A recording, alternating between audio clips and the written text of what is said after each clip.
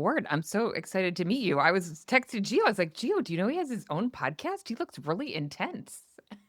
So Intense. we don't usually have other podcast hosts on the podcast, so I'm excited. Okay, let's introduce you a little bit. Ward Richmond is vice chairman at Colliers and a cold plunger, a sauna user, a dad, and a podcast host for Truckin' On. You're in Dallas. Um, Musician. a musician. That's not on the LinkedIn profile. What do you play? I play the guitar these days. I can play the bass, but stringed instruments. Okay. And yeah, I'm a songwriter, I would say. It's how I identify in my music life. I was a bass player in my 20s in a band, like a touring band, played dive bars. And we played until I was 27. I was on the road playing 200 shows a year. So that's like my first real career. And then I retired when I was 27 and started doing commercial real estate. But I still record music and I play shows occasionally and Wow. singer-songwriter these days. That's fantastic. I'm kind of a nerd. I listen to this podcast by Arthur Brooks. It's about happiness. Have you ever seen his I feel stuff? like I've heard of that, but I'm not a He regular thinks we listener. should all be more right-brained. Like you sounds like you're doing a good mix. I like the The balance, Yeah, exactly. And that it should, I was listening, I have to listen to it again because I fit into this category. He says we all do leisure pretty badly.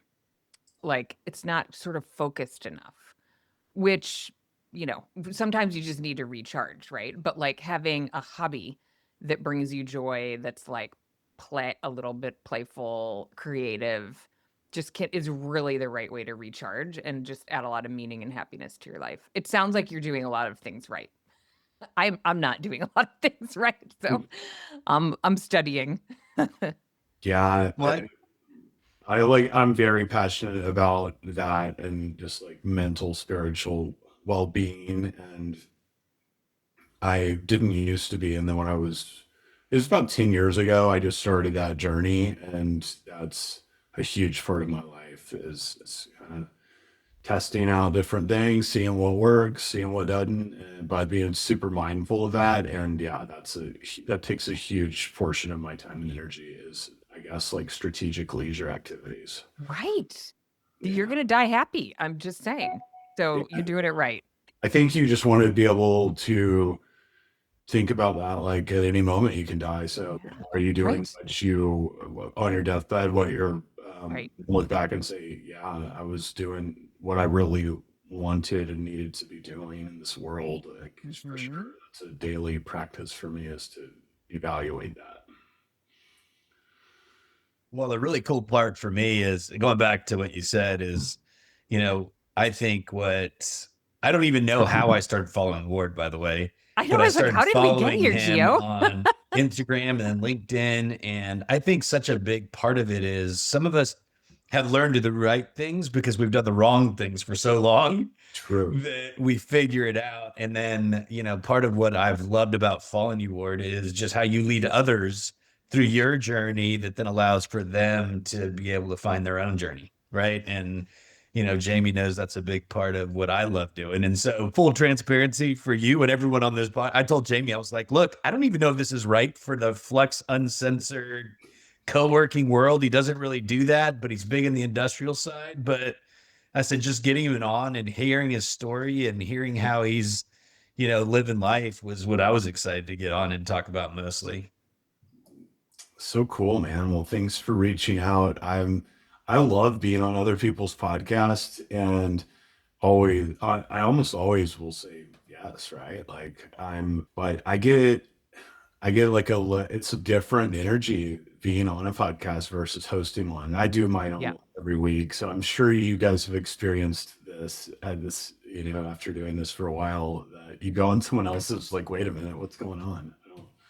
And I thought about preparing like with market stats for industrial. And then I'm not like a real estate expert. I'm more like I like to think of myself as I'm an expert about who the real estate experts are.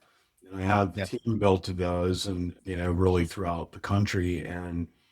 But when it comes to any discussion about the actual assets or the markets, I have people on speed dial to bring in on phone calls or go to meetings with me that can speak to that. And I'm way more like strategy and processes and like having the right people in place and that type of deal. So I haven't really thought about that until today coming into this. Like, oh, I hope we're not talking about the market, or we'll need James Ewing on here and he can talk about the Dallas market for my team. But, Gio definitely does not want to hear any real estate stats. right. No. You just wait. He'll have some creative questions for you. I am curious though, how do you go from being a rock star to industrial real estate? Well, it is a family business. So Okay.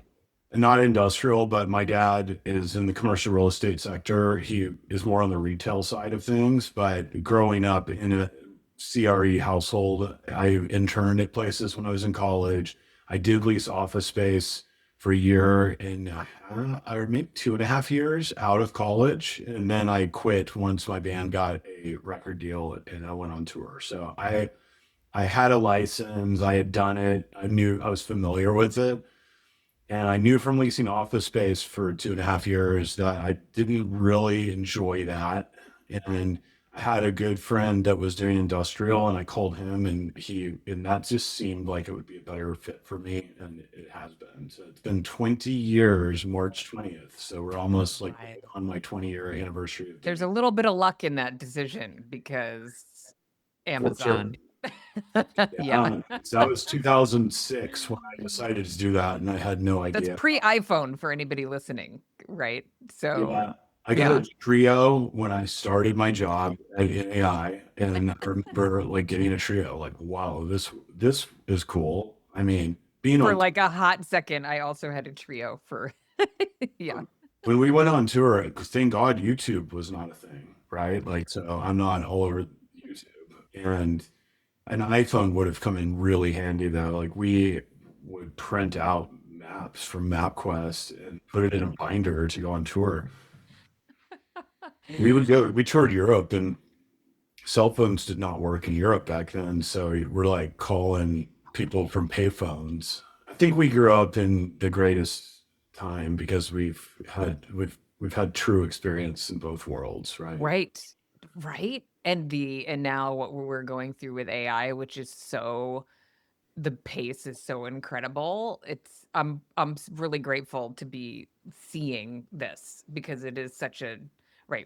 We've spanned analog to AI.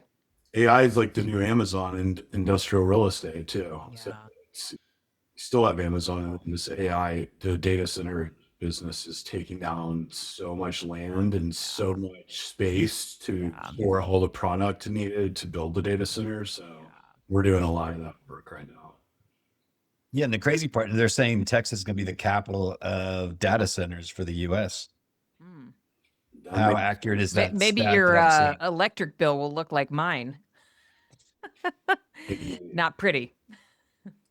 Is that what you're seeing too, Ward, or is that just a headline that people are using? I don't know, but I think Texas for sure is there's a lot of data centers getting built. So we're selling 100 acres of land to a data center on Thursday. We just did a 1 million square foot warehouse lease. That's for a company that's a data center supplier. And that, I think there's like 8 or 9, I might be wrong, might be 6 or 7, like other 1 million square foot data center supplier deals that are getting done in the Metroplex. So that tells me there's a tremendous amount of activity here in Texas. Yeah. And I just put it in there. So Business Insider, this just came out and it says Texas. It's basically saying that we are competing. The U.S. state could be the new data center capital of the world by 2030. And it says we're competing with Virginia for that. And so I've spent a bunch of time in Northern Virginia, and it's crazy to see those data centers out there in the middle of nowhere in Northern Virginia, around, Ashburn and Loudoun County in general. So it's pretty nuts. Yeah. It's a good time to be you and your team.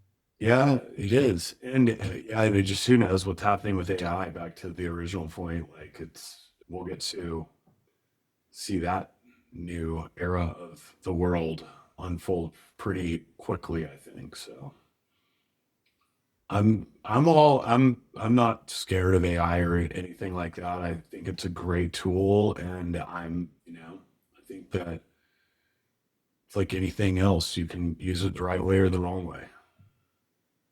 Well, it goes back to the point you made is you're a people person, right? And that's what I tell people is AI can't replace the human interaction. It can't replace empathy and love and hope and all those things, right? And so I think as long as there's a need for that, there's always a need for us. Yeah, for sure. So going back, JB started on your rock story. I want to go back and just kind of hear about your progression through and kind of, your dive into real estate. And it's funny. So I've been in the business 25 years now. First 10 were on the retail side.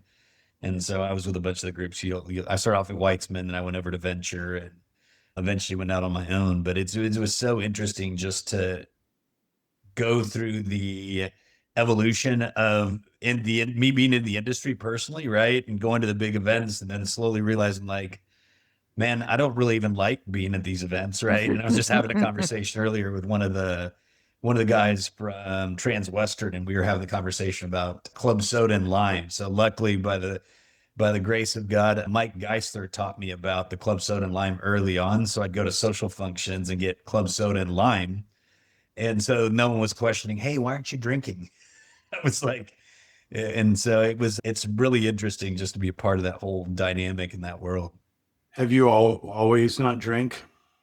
And so it's not that I don't drink. Yes. I'm just very cognizant of when I do, right? Jamie knows very well. Like we go to these conferences, I'll even tell you, I've turned into my mom. So you don't see me out after 10 o'clock, right? Because nothing good happens after 10. Much like you, I've got a very passionate, boisterous personality. And so if I start consuming alcohol, I get more verbal than I normally am and tend to step on people's toes. And so I'm very careful about it. And so quite often I'm out, people are like, are you not drinking right now? Are you drinking right now? And I'm like, it depends why. Yeah. So yeah. I have not drank in a little over 2 years. And I've drank for one of the last 10 years. And I just did a podcast last week talking about this, like the definition of what an alcoholic is, and how for me, like for me personally, I can just say I'm an alcoholic. It doesn't really bother me. It bothers some people to say that, even if they're sober and maybe if they had drank. yeah, I'm like, I don't want to label myself. I'm like, I say it. I don't know if I 100% believe it, but the last like episode that caused me to quit drinking again was going to a conference and having like multiple old fashions. And I just woke up the next day and I knew that I was like slurring my words at this conference. I didn't do anything crazy or stupid, but I was just like off. And that I woke up the next day, like I do not like that feeling. And I had gone a long stint without drinking, and I was used to being sober at conferences. And then I told myself once I started again, well, you can drink, but not at work events. Like, just be responsible. And I wasn't, and I quit again. So, but the value of that is real to, at least not, it's not like not drink, but don't get inebriated at work events, I think is a good rule of thumb that I would not have listened to after, first being in a band and touring and playing nightclubs every night. It's a part of the job. And Yeah. at least I told myself that back then. Mhm. And we sing songs about honky tonkin', and we were in a country band and stuff. Like we got paid off the bar sales, so we encouraged people to drink, and we drank a lot. Oh, wow. And then commercial real estate was like an easy like continuation of that. The happy hours, you going out, and playing like golf, and I would just be getting ripped all the time. And I remember it was an older broker, Mark Miller, had Robert Lynn Company in Dallas. He didn't even say it to me directly. I think he was speaking to the office about this topic. Like when you go to these work events, hold it together. Like, don't be getting drunk at these happy hours. And I remember myself back then thinking, this guy does not know what he's talking about. And I like wore it as a badge of honor until one day I decided that it wasn't cool. And now I'm like you. So, Yeah, I think I learned, some people get, like you said, they're weird about the label or whether it be themselves or someone else. And so I just learned to tell people they have a struggle with alcohol, right? Because some people are like, well, I don't have to drink every day. And I'm like, but when you drink every 3 months, you don't know when to stop, right? And so that's part of the relational issue with it. Sometimes it's not like you crave it. And I think sometimes when people look at it that way and they don't look at it as a label, they seem to be a little more willing to listen and accept it and learn from it and grow from it. yeah. So kids, you got how many kids? 2 kids. My daughter is 11 and my son is 8. So they're amazing ages. And I'm divorced. So I have them 3 or 4 days a week, about half the time. I'm real cool with my ex-wife. So we just kind of communicate on Sundays what our weeks are looking like. And that's how the schedule rolls. And that's a huge part of my life now. Them playing sports and then when I'm on dad duty, we got divorced 6 years ago, so I'm very accustomed to it now. But it's interesting being a single dad because I have time off where I have like the house to myself and it's really chill. And then when they're both home, I'm fully on, right? And I mean, Yeah. you got to make that a point too. Like the leisure activity we discussed earlier, like being present with my children is something that I really try to focus on. So when they're here, it's like we're playing basketball, we're walking the dog, we're gonna have a dance party, we're gonna go jump in the cold plunge, and like all these things, and then do the laundry and do the dishes and make dinner and do bedtime. So it's kind of the stereotypical mom jobs and dad jobs combined, but then I get a few days off each week. So that's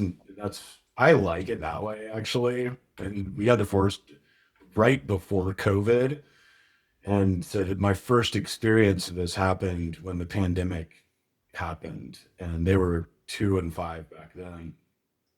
And there was no babysitters, no school. And I went from when I was married, I was on the road all the time. So I traveled every week. And I'd come home on the weekends and kind of be like my ex-wife would want to like go hang out with her friends and take a break and I'd be on for the weekends, but I was gone. But I was really just doing kind of like high level dadding. And then when I was kind of forced into this, I have to do all the stuff. I mean, it really is a blessing for me because if I'd continued on that way, I felt like the first month of COVID, I probably spent more time with my children, having them half the time than I had in their collective lives before that because I just wasn't fully there. So it was a big awakening, and yeah, the kids are huge for me. So if your kids were sitting in front of you or us right now and they were to say the things they love about you most, what would they be, Ward? I think they would say that I'm a calming presence for them. They say that on a regular basis, and that makes me happy because I think my ultimate goal in life is to choose peace over chaos and to be a presence of peace for myself and those around me. That's awesome. And speaking, so Jamie has a daughter that's actually our editor. So we watch what we say based off of the potential of Dagny listening to the actual podcast. She's like, She well, doesn't she's like going to potty mouth, listen. so So Dagny is like, yeah.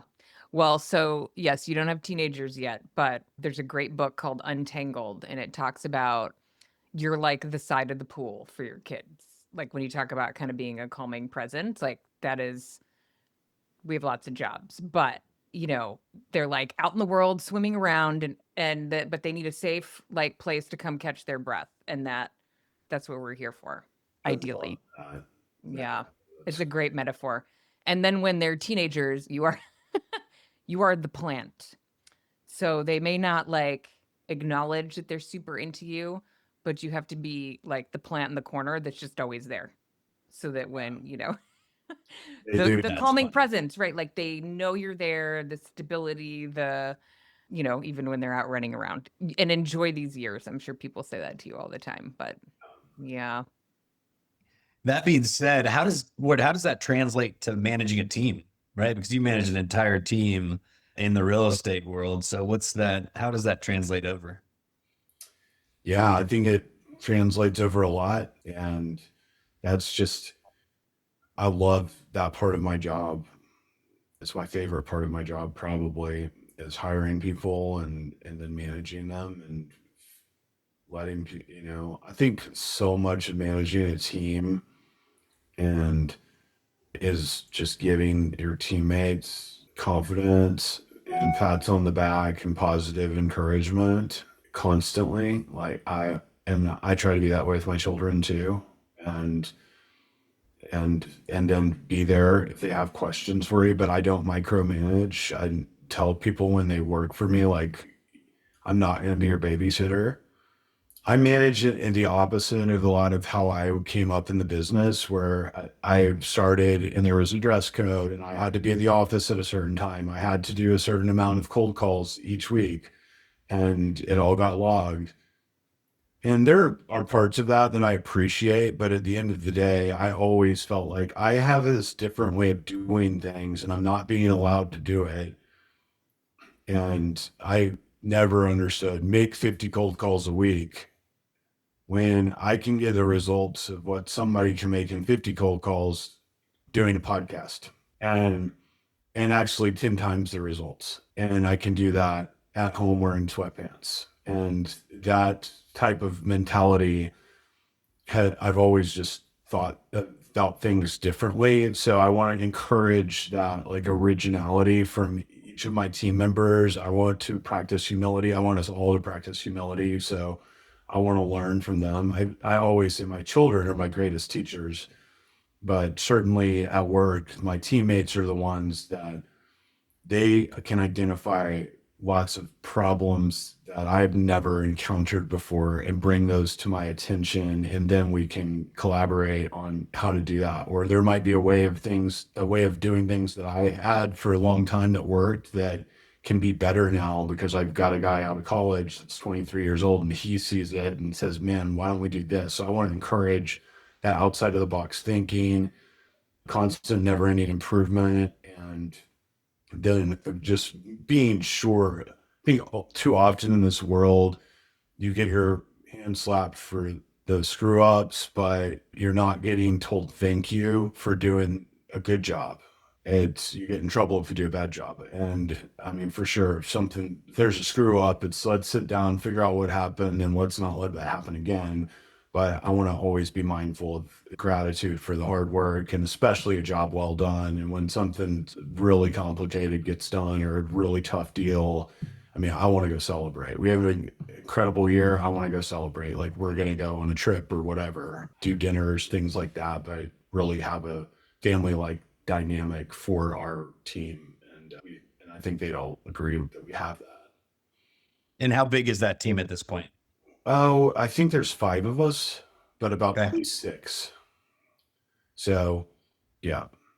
Yeah, And then how I many? think there's 5 of us. Yes, there's 5 of us. We're promoting our assistant, Amanda, is going to go into brokerage. So we're having her first brokerage deal is to find her replacement to take over her job. And we're waiting on that, and that's been taking a That's little awesome. time. Yeah, last week she was on vacation and we were supposed to have the new assistant for the team start on Monday. And our head of operations at Colliers called me last week and said, hey, she just told me that she's taking another job and not showing up on Monday, this new person. And she's like, should I tell Amanda on vacation? Oh no. I think this is a sign from God to start getting used to being a broker that you don't really ever have vacation. And when you're a broker, you want to hear the bad news when you're on vacation. You want to hear it as soon as it's available, I think. So this is welcome to the world of brokerage. And there'll be a lot more of these types of things. Don't spend your checkbook, your commission check before you have it in your hand or in your bank account. No, I don't even like to put any deals on the pipeline until the lease is signed. I'm superstitious about that kind of stuff, but for sure, counting money. I know people who do that right here, and Oh, everyone on my team, like we're all on the same page, right? Like nobody's doing this kind of thing, but we might have a client or hear somebody else talking, and we'll all just kind of like look at each other like, oh, shit. Better be knocking on wood and cross your fingers, dude. yeah. So I'm so superstitious. Ward, I won't even crunch a commission until a deal is signed and fully funded or executed because I'm like, I don't even want to know because then I think it's just human to be like, oh my gosh, if I close this deal, I'm making Totally. X, Y, or Z. And then it's just like, it's downhill from there. So I'm like, I don't even know. I don't even know half the time. Whenever someone asks me, how are you feeling about this year? Ask me December 31st, and I'll tell you how I feel about this year. That's Ward, I'm awesome. curious, what is the typical tenure of a team member? Cole has been on my team for 11 years, right out of college. James is about to hit 7 years right out of college. Amanda, our assistant, is 4 years. And then Keller he was our intern, and then he started out of college last summer. So I had another teammate named Zach. He was on the team for 7 years, and then he left the real estate business, and he's the president of a logistics company now. Oh, wow. So he moved to a small town in Mississippi where his wife's from and do that. We've had it plenty, like wrong hires, I think, over the course of Yeah, the. that's a really unique job. Like I could see you have to have the exact right sort of personality and fit to do it. And I try to be thoughtful. We have core values we developed as a team. James was our first hire off of that set of core values, and we still have the same ones today. And we try to hire off the core values and really be thoughtful. But I mean, everybody that's looking to do commercial real estate brokerage, they're going to ace interviews, I think, for the most part, and they're Yep. going to do the right things to say. They show well. Yep. And then you get them in there, and really, like I can tell you exactly what happened, and I think two of the people, it just wasn't the right fit. And you get into it, and maybe you just have these expectations of how much money you're going to make right out of the gate doing this. And even though I can tell you 50 times before the job Yeah. starts, this is not how it works. I think in your mind, you can get that way. And then 6 months goes by, the first 6 months of a brokerage career, and you're not getting paid. And then it's like, when are we getting paid? When are we getting paid? And like, ask me one more time. And it's because it's like when you're focusing on, that's all you're focusing on is when you're getting paid and not how are you going to make a lot of money. Those are two different energies Yeah. putting out there. And Yep. I will cut ties really quickly if that energy is not going in the direction of process, and keep your head down and do what you're supposed to be doing. And that's hard, it's hard doing what we do in this world where I it's could never do it. I mean, I know Geo's, I just couldn't do it. yeah, and Yeah. there's nothing wrong with it. And I think it's always, if it's not working out, it's to both first, the benefit of both people, that you cut ties very quickly. And then another person we hired, like, he just had a niche business that was really good, and he was great at it. But it's like working East Dallas industrial, and we do North American and multi-market tenant rep, and it's not the same. It may as well be retail to me. It's just not the same Yep. business. And so I Yeah. And want it's so funny. everybody going in the same direction, and at least like as we're set up now. If I were to build a company from scratch, then I would want to have sub-market people building their own teams doing that for sure. Mm. This business is the multi-market tenant rep industrial business, and that's all I want anyone to focus on. Yeah. And it's funny. People ask me often, how do you cover the entire country? I'm like, it's really not that difficult, right? If you know what you're doing, it's easy to land in a market. I mean, with CoStar and all the data that we have, it's pretty easy to land in a market and figure out the areas, the general areas you want to be in. but then bring in subject matter experts to help in whatever areas you don't know about the market. Yeah, 100%. So you So brought up a couple things. Core values. What are the core values? Discipline, 10x mentality, loyalty, humility, and gratitude. And yeah, we came up with those. We did an exercise with my team back then and made a list of just all of these things because we had a couple of other folks not work out that were kind of like halfway in, halfway out, and really wanted to solidify the team. So we came up with those. And I was just contemplating this today, and I did a LinkedIn post mentioning our core values this morning. That loyalty is something I put in. That was my way of thinking back then because we just had teammates that kind of like went off and did their own things, and they would work with us when they wanted to. But if something else came along, they weren't bringing us in necessarily, that type of thing. So I wanted loyalty to be one, but I was thinking it might be like I might be moving towards voting to amend them and put integrity instead of loyalty because that is something that has become extremely important to me at this stage of my life. Just practicing integrity, and everybody on the team displays high level of integrity as well, of course. But the loyalty part is something that I think it was important to me whenever that was, and now it's just like if you're adhering to all of these things, like loyalty is not something you need to worry about anyway. If somebody wants to go do something like Zach and go start a logistics company, like go do it, yeah. more cheap. So how do you go from rock star to like leading a team? How did you grow into that skill set? How did you develop in that way? My wife at the time became pregnant and I was broke. Yet I was doing deals, but I had a client that was a great client for many years and they got sold, and I just had a rough patch that coincided with that. And then it feels like the world's falling down on you. I mean, I would have been fine if there wasn't a baby on the way, but I think having the baby on the way really lit a fire under me. And I was just in a really financially tight place that I hadn't been in I've been in a really good place for a while, but that's how brokerage works too, is suddenly this can turn on you. And the guy at Colliers who ran Colliers at the time, David Pinsel, got me 3 sessions with an executive coach.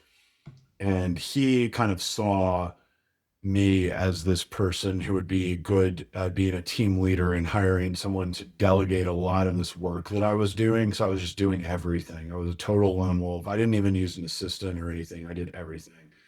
Surveys, financial analysis, everything that you got to do as a broker. And he's like, you do not like doing this stuff, and it's wearing you out and it's taking your energy away from what Yeah. you need to be doing, which is going and getting new clients. And he spelled that out for me. And I was a moment of desperation, which also helps things, I think, to like really give you a kick in the butt.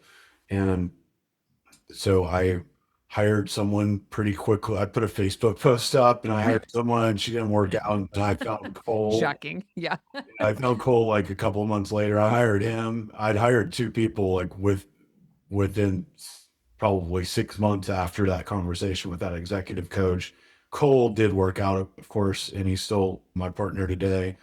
And I loved that. And then I just kind of started. I didn't know what I was doing though, and just operating through gut instinct until for about 3 years probably. And then I decided to get really serious about it and invested in going to more conferences like Tony Robbins Business Mastery, working with many more executive coaches, some of whom like gave me the ideas. You need core values, you need core operating principles, you need to be real specific on how you hire people, you need to and do all this stuff. And I became passionate about doing all this stuff and building like simple, repeatable processes that make it really easy to teach people how to do things the way I do things.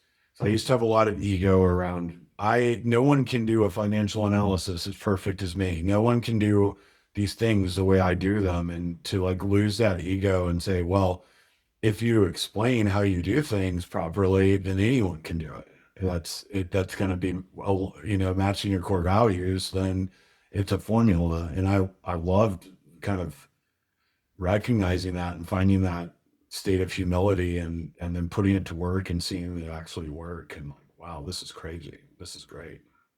Tony Robbins really hit the nail on the head when we were there at Business Mastery. He said, who all here is a business owner? And everybody raised their hand, basically, thousands of people. He goes, who here is a business operator? Like, yes. He goes, if you're a business operator, you're not truly a business owner. And that blew my mind. Yeah. So that I really started shifting my thinking to our team as a business that I was the owner of, and I wanted to be able to step away for a year if I want to leave for a year, and it still runs just as well as if I'm there. Now, I don't not do anything, but I'm really particular about how I do spend my time now, and I know where I create value. I'm real specific about that. Here are the things that I love to do and that I'm really good at doing. I'm better than anyone else at doing. And those are the things I need to be doing. And then find those same buckets for my other teammates for them to fill. And then that creates a really amazing team. And I mean, I think it's incredible how much information there is out there to utilize it, right? It's because you just gave in the examples. I was going to ask you, brought up Tony Robbins, but the Kanai thing, right, is something that he talks about all the time, right? And so it's so easy to go to these conferences, hear stuff, and then walk away and not implement any of it. But clearly you do that, right? Not only did you bring up Tony Robbins, but you have 10X in your core's value. So you've probably been to one of Grant Cardone's deals, right? So that's a big part of what they teach. And so it's so interesting. And then it allows for you to go teach people like, Jamie and I our relationship has grown since the first time when I reached out to him, like, hey, can I be on your podcast platform? And I intended to do a podcast on my own because Jamie, you got what, almost 500 episodes? Over 4. Yeah.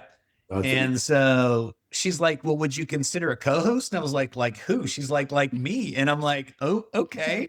But we're so polar opposite that I just want to jump on and just talk and get to know people. And she wants to have like a pre-call about the pre-call about the pre-call so that everyone knows exactly what's being said. So it's been a lot of fun because even like, and a great question for you is going to use personality tests because like I use the Enneagram in a lot of ways. And so helping understand how other people operate makes it so much easier to go, you know what, you're acting that way, but it's not about me. It's about you. And how do I respond to you? And how do we interact? And can we? And all the kind of stuff. Yeah, I've used them before. I'm better. I do trust my own instinct on those things quite a bit. So, but I've done that, and I did like a whole exercise where I did that for all my current teammates to go through all of that. I've tried everything. I've hired Grant Cardone as my personal coach for a year. So I did 12 coaching sessions with him, and that was really Wow. Wow.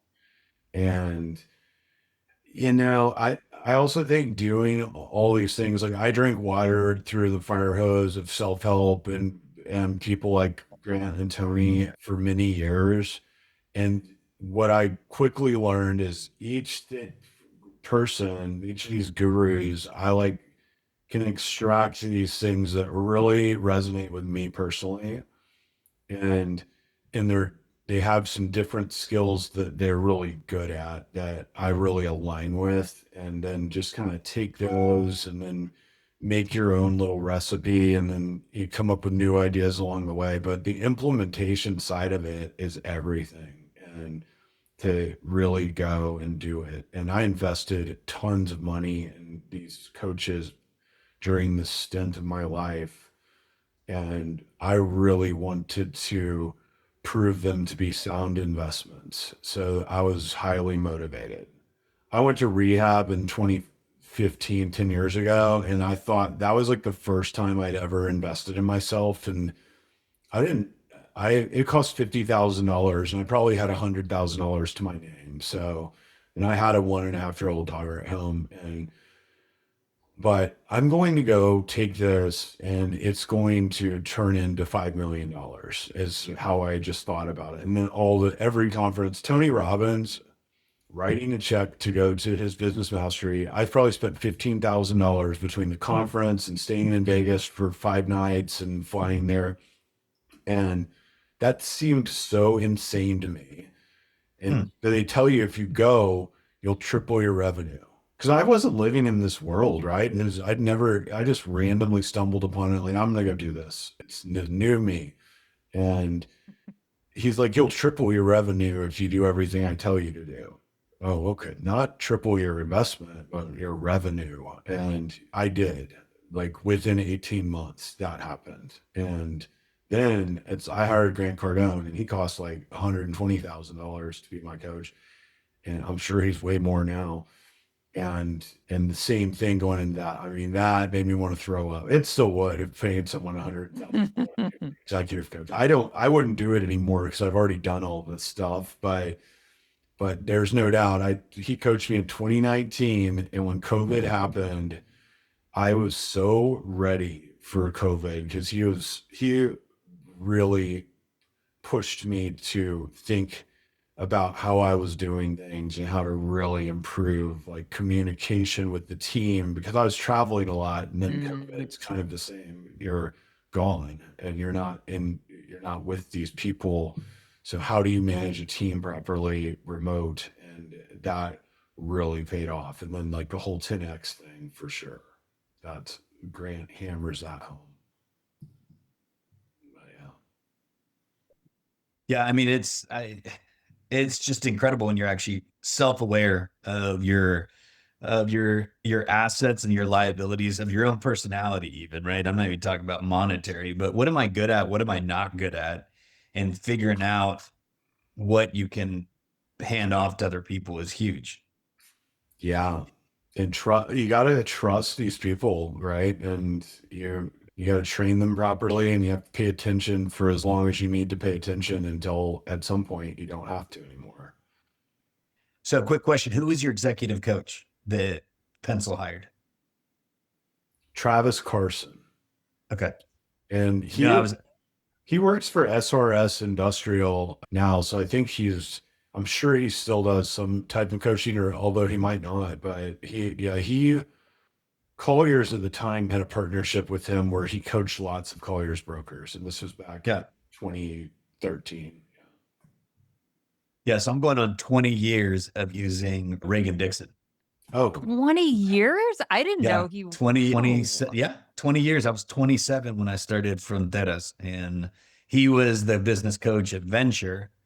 When I left, I asked Mike Geisler if I could use him, and so he helped me through the 08 to 2010 crisis, and then me going in-house at Regis, transferring from brokerage to in-house. I mean, he's 81 now. He's amazing. And I talk to him every 2 weeks.